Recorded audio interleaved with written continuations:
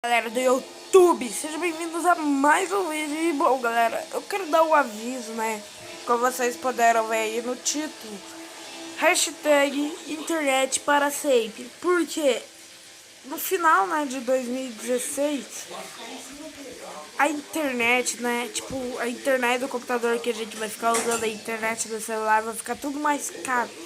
Cada hora que você for usando a sua internet, ela vai caindo. E tipo, nós youtubers, né? Eu sou youtuber também, eu gravo com a tela do celular, eu uso a internet pra fazer um monte de coisa. Vai acabar.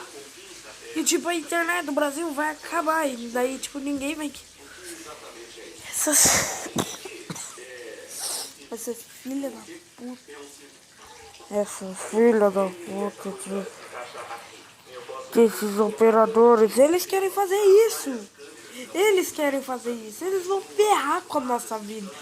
Preciso de internet pra tudo, pra ver na onde que tem que entregar e tal. Não, só que daí vai ter lá, tá no contrato. Olha aqui pra vocês, velho. Olha aqui pra vocês. Vocês são muito burros. Muito burro, cara, dá uma raiva disso, galera. Tipo, eu fico muito pé da vida, mano. Vai ferrar com a nossa vida. Vai ferrar. Filha da puta aí. Mas, galera, valeu, falou e tchau.